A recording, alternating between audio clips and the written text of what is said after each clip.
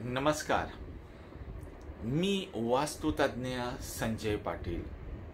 माझ्या वास्तुशास्त्राच्या क्लासमध्ये तुमचं सगळ्यांचं हार्दिक स्वागत आहे. आपण वास्तुशास्त्रामधल्या काही कन्सेप्ट समजून घेतो आणि वास्तुशास्त्राच्या विषयामध्ये आपण हात घालतोय. खरं ह्या ज्या कन्सेप्ट मी आता तुम्हाला सांगतोय त्या खूप मनन चिंतन केलेल्या आहेत. त्याच्यासाठी ह्या कन्सेप्ट तुम्हाला कुठल्याही क्लासमध्ये शिकवल्या जाणार नाहीत, कारण ह्या कन्सेप्टसाठी मी खूप मनन चिंतन केलेलं आहे. तुम्ही जर माझ्या यूट्यूब व्हिडिओ माझं जे चॅनल आहे तिथे जर गेलात तर तिथे तुम्हाला देवघर ह्या विषयावर मी 5-7 व्हिडिओ बनवलेले आहेत. पितृपक्ष ह्या विषयावर मी 5-7 व्हिडिओ बनवलेले आहेत. तर त्याच्यामध्ये ज्या मी काही कन्सेप्ट मांडलेल्या आहेत त्या कन्सेप्ट तुम्हाला कुठेही मिळणार नाही, कारण त्या कुठल्या पुस्तकातून घेतलेले नाहीत. हे वास्तूचं काम करत असताना करत असलेल्या मनन चिंतन ह्यांच्यामधून ह्या सर्व कन्सेप्ट आलेले आहेत. त्यामुळे तुम्हाला माझे व्हिडिओ बघताना तुम्ही कितीही पुस्तकं वाचलेली असले तरी माझे व्हिडिओ तुम्हाला वेगळे दिसतील, कारण त्या प्रत्येक व्हिडिओमध्ये केलेल्या कामाचं मनन चिंतन आहे. तशीच आज एक मी तुमच्या समोर अफलातून कन्सेप्ट घेऊन आलेलो आहे आणि ही प्रॅक्टिकल, ह्या सगळ्या गोष्टी प्रॅक्टिकल आहे. कुठलीच गोष्टी थेअरीमध्ये नाही आहे किंवा काल्पनिक नाही आहे. सगळ्या गोष्टी ह्या प्रॅक्टिकल आहे. तुम्ही याचा अनुभव घेऊ शकता किंवा ह्याचं चिंतन करू शकता आणि मग तुम्हाला त्या सगळ्या गोष्टींचा उलगडा मिळेल. खरं तर अनेक वेळा मी वास्तूचा अभ्यास करतो किंवा वास्तूच्या क्लासमध्ये शिकवताना मी डायरेक्ट एक स्टेटमेंट करतो की वास्तू पाहण्यासाठी, म्हणजे आपण कसं वास्तुतज्ञाला आपण आपल्या घरामध्ये वास्तू बघायला बोलवतो, पण माझी अशी स्टेटमेंट आहे, माझी एक कन्सेप्ट आहे. त्या कन्सेप्टनुसार कुठल्याही घराला खरं बघायला गेलं, नॉन टेक्निकल, टेक्निकल साठी तर वास्तुतज्ञाची गरज आहे, पण नॉन टेक्निकल खरं बघायला गेलं ती कुठल्याही वास्तूला वास्तू पाहण्यासाठी वास्तुतज्ञाची गरज नाही. खरं तर क्लासमध्ये जेव्हा मी ही स्टेटमेंट करतो तेव्हा सगळे एकमेकांकडे बघतात, अरे सर तर आम्हाला वास्तुशास्त्र शिकवायला आलेले आहेत आणि सर असे काय स्टेटमेंट करतात की कुठल्याही घराला नॉन टेक्निकल, टेक्निकल मी नंतर बोलेन, नॉन टेक्निकल तसं बघायला गेलं ते घर पाहण्यासाठी वास्तुतज्ञाची गरज नाही. खरं तर तुम्ही लक्षात घ्या, माणसाला स्वतःच्या शरीरात आजारी पडलं की आपण डॉक्टरकडे जातो, पण आपण जर संपूर्ण डॉक्टरचा स्पेशली आयुर्वेदाचा जर आपण अभ्यास केला तर तुमच्या असं लक्षात येईल की सगळे जे काही आपल्याला रोग होतात त्याचं मेन कारण पोट.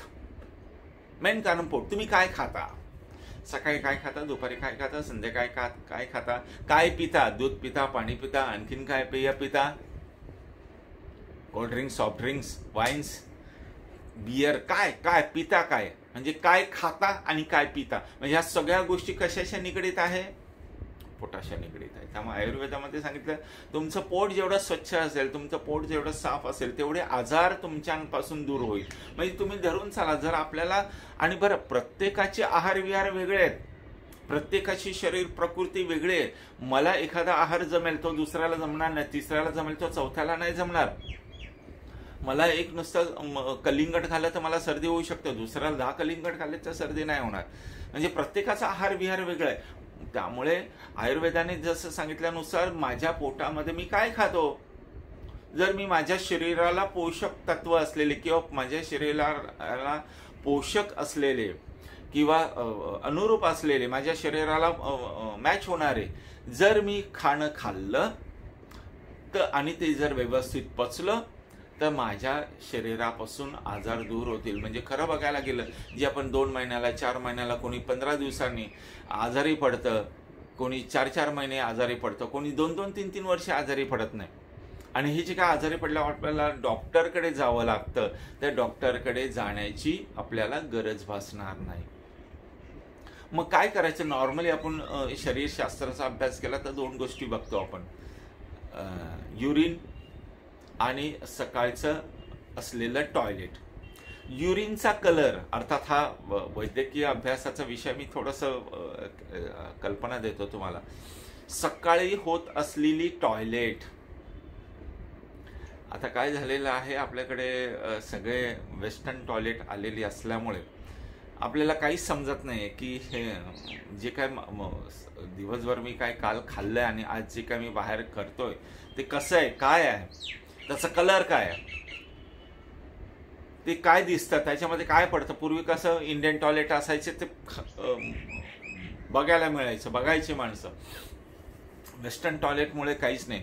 म्हणजे मी जे काही दिवसभर खाल्लेलं आहे त्याचं सकाळी जेव्हा मी मलमूत्र विसर्जित करतो तेव्हा त्याचा कलर कसा आहे, त्याचा टेक्स्चर कसा आहे, मग ते युरिनचा असो किंवा टॉयलेटचा असो, कलर कसा आहे, त्यानुसार काल मी जी काय भाजी भाकरी नॉनव्हेज खाल्लं ते मला पचलं नाही पचलं ह्याचा प्रत्येकाने अभ्यास, म्हणजे प्रत्येकाने आपण जेव्हा सकाळच्या, दिवसभराचे नाही, सकाळचे जेव्हा पहिली युरिन करतो तेव्हा ती युरिन कशी आहे, तिचा कलर कसा आहे, तो आपण बघणं गरजेचं आहे. मग त्यानुसार काल दिवसभरात मी किती वेळा पाणी पिले, कसं पाणी पिलं, काय पाणी पिलं, आणि त्यानुसार ते मला आरोग्यदायी आहे की नाही हे समजेल. तसंच आपण दिवसभरात काल काय खाल्लं, ते पचलं की नाही, माझ्या शरीराला ते सूट झालं की नाही, हे जर समजायचं असेल तर दुसऱ्या दिवशीचं जे आपण टॉयलेट करतो त्याच्याकडे 2 सेकंद तरी बघा, तुम्हाला लक्षात येईल काल खाल्लेलं पचलेलं आहे की नाही, किंवा माझ्या शरीरासाठी पोषक आहे की नाही, किंवा मला असा त्रास झाला, मला लक्षात ठेवायचं अरे हे खाल्लं पाहिजे, हे नाही खाल्लं पाहिजे. हा एक बेसिक सांगितलं. खरं हा वैद्यकशास्त्राचा अभ्यास आहे, याच्यावर तज्ज्ञांनी, खरं तर मी तेवढा मोठा तज्ज्ञ नाही, तज्ज्ञांनी बोलणं गरजेचं आहे. सेम गोष्ट अशी, म्हणजे जर ही माणसाने ही गोष्ट पाळली तर माणूस मला वाटते वर्ष 2-2, 4-4 वर्ष डॉक्टरचं तोंड नाही बघणार. पण ही गोष्ट नाही पडली तर आपण 15 दिवसांनी, 20 दिवसांनी वातावरण चेंज झालं गेला डॉक्टरकडे, वातावरण चेंज झालं गेला डॉक्टरकडे, असं होऊ शकतं. कारण त्याची जी रेजिस्टंट पॉवर आहे, त्याचं जे पोट आहे, पोटच बिघडलेलं आहे, त्याचं जे इंजिन आहे तेच खराब झालं. इंजिन खराब झालं, मोटर नाही चालणार. तसं आपलं इंजिन म्हणजे पोट, म्हणजे बेसिक कन्सेप्ट आहे. ती आपण शरीरशास्त्राची जर आपण समजून घेतली तर आपण आजारी नाही पडणार, फार क्वचित पडू. तसंच वास्तुशास्त्राचे आहे. वास्तुशास्त्राचा अभ्यास करत असताना मग ते भाड्याचं घर घ्या, तुम्ही विकतचं घर घ्या, कसंही घर घ्या. आता हा नियम मी जास्त करून विकतच्या घरासाठी घेतो. मग ते विकतचं घर तुम्ही नवीन घ्या की विकतचं घर तुम्ही रिसेलसाठी घ्या. एखादं घर मला शुभ लाभ देणार आहे की नाही हे कसं समजायचं, तर त्या घराचं आपण जेव्हा टोकन अमाऊंट देतो तेव्हा त्या घराचे शुभ अशुभ परिणाम 24 तासापासून आपल्याला मिळायला लागतात. आता मी नेहमी विद्यार्थ्यांना वर्गामध्ये जेव्हा शिकवतो तेव्हा समोर माझे विद्यार्थी बसलेले असतात. मी सांगतो अरे समोरचा विद्यार्थ्यांनी आता क्लास चालू आहे आणि क्लास संपल्यावर माझ्याकडे आला आणि मला सांगितलं की संजय सर तुम्ही खूप वास्तुशास्त्राचं चांगलं काम करताय, माझ्याकडे खूप जास्त जमीन आहे, त्याच्यातले 2-3 एकर जमीन मी तुम्हाला देतो की ज्याच्यामध्ये तुम्ही वास्तुशास्त्र संदर्भात काहीतरी असं तिथे उभं करा, मॉडेल उभं करा, किंवा लोकांना राहण्यासाठीची व्यवस्था करा, किंवा तिथं असं काहीतरी एक डेमॉन्स्ट्रेशन तयार करा, असं काहीतरी कन्सेप्ट हे करा. त्याच्यासाठी मी तुम्हाला 2 ते 3 एकर जागा खूप कमी भावात देईन, तर तुम्ही घ्याल का? तर मला पण त्याची कन्सेप्ट आवडते आणि मी म्हणते ठीक आहे तिची जमीन मी घेतो. आता घेतो काहीतरी हे करायला पाहिजे ना. मग मी माझ्या खिशामध्ये, आता क्लासला जाताना थोडी लाखो रुपये माणूस घेऊन जातो, माझ्या खिशामध्ये जे पैसे असतात त्याच्यातले 1100 रुपये मी घेतो आणि त्याच्या हातात टेकवतो आणि त्याला सांगतो की तू जी का मला जमीन देणार 2 एकर 3 एकर तिचा हा बयाना टोकन. आता लक्षात घ्या ती जमीन मी अजून बघितलेली नाही, त्या जमिनीचे पेपरवर्क झालेले नाही, काय, पण त्याला समोरच्याचं एक हे होतं की अरे मला सर तुम्हाला एक जमीन द्यायची. आणि मला पण वाटलं ठीक आहे आपण आपल्याकडे नाही काय, आपण जमीन मिळाले तर आपण असं काहीतरी छान समाजासाठी करू शकतो वास्तुशास्त्राच्या माध्यमातून. त्यामुळे मला त्याची कन्सेप्ट आवडली, मी त्याला टोकन अमाऊंट दिलं. आता ती जी टोकन अमाऊंट दिल्यापासून 24 तासामध्ये मला तिचे इफेक्ट जाणवायला लागतात. त्याच्यामध्ये 2 मार्ग आहेत. पहिला मार्ग, टोकन अमाऊंट दिल्यापासून ते त्या जमिनीमध्ये जाण्यापर्यंत किंवा त्या जमिनीमध्ये पाऊल ठेवण्यापर्यंत किंवा तिचा संपूर्ण पेपरवर्क कंप्लीट होऊन ती माझ्या नावावर येईपर्यंतचा प्रवास माझा कसा झाला. किंवा जेव्हा आपण एखादं घर घेतो त्या घराचं आपण टोकन अमाऊंट देतो, मग ते रिसेलचं घर असो की मग ते नवीन घर असो, टोकन अमाऊंट दिल्यापासून ते त्या घरामध्ये प्रवेश करेपर्यंतचा तुमचा प्रवास कसा झाला. कारण त्याच्यामध्ये पैशाची जुळाजुळव असते, त्याच्यामध्ये पेपरवर्क असतं. सगळ्याच जणांकडे खूप असे पैसे असतात आणि ते असे पैसे घेऊनच फिरतात, मला घर द्या असं नसतं ना. कितीही मोठा श्रीमंत माणूस असला तर तो घर घेताना कुठून ना कुठून तरी ॲडजस्टमेंट करतो, FD तोडतो, म्युच्युअल फंडाचा विचार करतो, LICचा विचार करतो, कोणाकडे 4 पैसे आपण दिलेले असतात ते मागण्याचा प्रयत्न करतो, इन्व्हेस्टमेंट हे करतो, किंवा एखादी छोटी जागा असते ती विकतो आणि मोठ्या जागेमध्ये इन्व्हेस्ट करतो. त्यामुळे ह्या सगळ्या गोष्टी कराव्या लागतात ना. कुठलाच माणूस नाही तो असा पैसे घेऊन फिरतो, मला घर द्या घर द्या, अच्छा घर पाहिजे, हे घे टोपली भर पैसे दे मला घर, असं फार क्वचित एखाद्याचं होत असेल. पण बाकी 80-90% माणसं घर घेताना टोकन अमाऊंट दिल्यानंतर त्याला जे काय 3-4 महिने, 2 महिने, कोणाला 3 महिने, कोणाला 4 महिने जे मिळतात त्याच्यात त्याची कसरत असते, धावपळ असते खूप त्याची. मग तो प्रवास कसा झाला? तो प्रवास इझी झाला. इझी म्हणजे थोडासा की तो प्रवास असा झाला, हो बाप रे आलो बाबा एकदाच या घरात, असा झाला. तो प्रवास जर इझी झाला, ठीक आलं लगेच, हा आला, एक दुसरी स्टेप झाली, तिसरी, चौथी, 5वी, 6वी स्टेप झाली, अच्छा आलो मी माझ्या घरामध्ये, असा झाला की अरे बाबा हा झाला.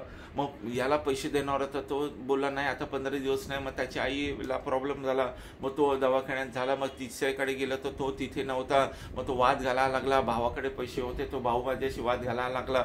असं काही करत करत इथे जुळवाजुळव ज्यांच्याकडे अपेक्षा नव्हती असं वागायची ते अशा पद्धतीने मला वागायला लागले. अमुक तर अरे माझेच पैसे मलाच मिळत नाही. पेपरवर्कमध्ये प्रॉब्लेम, तो वकील होता, तो वकील दुसरा बदलायला लागला आणि बाप रे आलो एकदाच त्या घरामध्ये. असा जर प्रवास झाला तर नॉन टेक्निकल ती वास्तू तेवढी तुम्हाला लाभदायी नाही होणार. आणि पहिल्या फेजमध्ये की सहज प्रवास झाला, सहज झाला. मालक चांगला भेटला, पेपरवर्क चांगले झाले, आम्हाला ज्यांच्याकडे येणं देणं घ्यायचं होतं ते व्यवस्थित झालं, लोन व्यवस्थित झालं, कुठे अडचण नाही. ठीक आहे, थोडाफार समस्या येतात, पण एवढ्या पण आपण समस्या नाही की मी स्टक होईन आणि बाबा यस मी आलो माझ्या घरामध्ये. हा एक प्रवास बघा तुम्ही. दुसरा प्रवास बघा की जेव्हा मी टोकन अमाऊंट एखाद्याला देतो, बाबा तुझी जमीन माझी, तुझं घरापासून माझं, चला आपण पेपरवर्कला लागूया किंवा पुढच्या प्रोसेसला लागूया, तेव्हा 24 तासांनंतर माझ्या जीवनात, कारण मी जमीन घेतोय ना, मी ती वास्तू घेतो, मी जमीन घेतो, ते दुकान घेतो, माझ्या जीवनामध्ये माझ्या जीवनाची गती कमी झाली की वाढली, माझ्या जीवनातले प्रॉब्लेम्स कमी झाले की वाढले, माझे वादविवाद कमी झाले की वाढले, माझ्या जीवनाचा स्पीड कमी झाला की वाढला. माझ्या जीवनामध्ये वैयक्तिक चेंज होतो. तो चेंज पॉझिटिव्ह असेल तर ती वास्तू तुमच्यासाठी पॉझिटिव्ह, आणि ते चेंज नेगेटिव्ह आहे तर तुमच्यासाठी ती वास्तू नेगेटिव्ह. म्हणजे लाभदायी नाही होणार तेवढे, नेगेटिव्ह म्हणजे तेवढी लाभदायी नाही होणार. त्यामुळे 2 क्रायटेरिया मी आज शिकवले. नंबर 1, टोकन अमाऊंट दिल्यापासून त्या वास्तूमध्ये प्रवेश करतपर्यंतचा तुमचा प्रवास कसा झाला, नंबर 1. आणि नंबर 2, वैयक्तिक जीवनामध्ये तुम्हाला काय पॉझिटिव्ह नेगेटिव्ह फील झालं का, की ती जमीन घेतल्यापासून अरे खूपच निगेटिव्ह यायला लागलं, ती जमीन घेतली तसं मला पॉझिटिव्ह माझं प्रमोशन झालं, एकाकडनं येणारे पैसे आले, अमुक झालं तमुक झालं, हे झालं का, ते झालं तर ती पॉझिटिव्ह, नाही झालं तर ते निगेटिव्ह. सिंपल कन्सेप्ट आहे, तुम्ही बघा ना. आणि जेव्हा ती वास्तूचा प्रवास तुमचा सहज होतो, सलग होतो, आणि ती जेव्हा तुमच्यासाठी लाभदायी असते तेव्हा काही टेक्निकल ॲनालिसिस मी केलेले आहेत. त्याच्यानुसार ती वास्तू घेतल्यापासून बरोबर 5व्या वर्षी तुम्ही दुसऱ्या वास्तूच्या मागे लागता किंवा दुसरी वास्तू आपोआप तुमच्याकडे येते बरोबर 5व्या वर्षी. कॅल्क्युलेट करून बघा तुम्ही. बरोबर 5व्या वर्षी तुम्ही दुसरी वास्तू घेता. मग ती दुकान असेल, जमीन असेल, गावची जमीन असेल, दुसरा फ्लॅट असेल, बाजूचा फ्लॅट असेल, शेत जमीन असेल, गावचं घर नवीन बनवण्याचा विषय असेल, वास्तूच्या संदर्भात असा फक्त वास्तूच्या संदर्भात बरोबर 5व्या वर्षी तुमच्या हातून काही ना काहीतरी होणार. हे माझा टेक्निकल अनालिसिस आहे, ते तुम्ही बघा. तेव्हा ह्याला कुठल्या वास्तू तज्ञाची गरज नाही. तुम्हाला 100% याचा अनुभव येईल. बरोबर 5व्या वर्षी असं बरोबर 1-2 महिने पुढे मागे होऊ शकतात. बरोबर 5व्या वर्षी तुमच्या जीवनाची गोष्ट होईल. हा नॉन टेक्निकल असा की मग त्या घरामध्ये काही गुणदोष असतात, टॉयलेट, बाथरूम, किचन, याच्यासाठी तुम्हाला पुढे वास्तुतज्ञाची गरज भासणारच आहे. पण मी सर्वसामान्य लोकांना अभ्यासात्मकरित्या आपण प्रत्येक जण, जसं आपण म्हणतो प्रत्येक जण आपण आपल्या शरीराचं डॉक्टर होऊया, तसं प्रत्येक जण आपण आपल्या वास्तूचं वास्तुतज्ञ होऊया ना. आणि आपण ज्या वास्तूमध्ये राहतो त्या वास्तूला आपण समजून घेऊया ना. ती वास्तू माझ्यासाठी लाभदायी आहे की नाही हे तुम्हाला झटकन कळेल. कोणा दुसऱ्या माणसाची गरज नाहीये. मग ती भाड्याची वास्तू असो, ती 1 वर्ष 11 महिने करारावर भाड्याची वास्तू असो, ती रिसेलची वास्तू असो, ती नवीन वास्तू असो, कुठली पण वास्तू असो, ते दुकान घ्या. ती जमीन का न घ्या तुम्ही? ती जमीन घेऊ शकता तुम्ही. जमिनीच्या बद्दल हा विषय तुम्हाला ह्याचा अनुभव 100% येणार. तो आला की समजायची ती वास्तू माझ्यासाठी पॉझिटिव्ह, आणि तो विषय नाही आला तर समजायची ही वास्तू माझ्यासाठी तेवढी लाभकारक नाही. कारण तो जे 5 वर्षाची सायकल आहे, मी ती सायकल त्या ठिकाणी नाही होणार. मग लाभदायी असेल तर दर 5 वर्षांनी, दर 5 वर्षाची एक सायकल तुम्हाला तुमच्या मागे लागेल किंवा तुम्हाला त्याची एक पॉझिटिव्ह एनर्जी मिळेल. त्याचा खरं तर तुम्ही सगळ्यांनी अनुभव घ्या. आणि ही जी काही कन्सेप्ट मी तुम्हाला सांगितली त्याचं कमेंट्समध्ये मला तुम्ही सांगा की तुमच्या जीवनात असं झालंय का, आणि बरोबर 5व्या वर्षी तुम्ही नवीन वास्तू घेतलंय का म्हणून.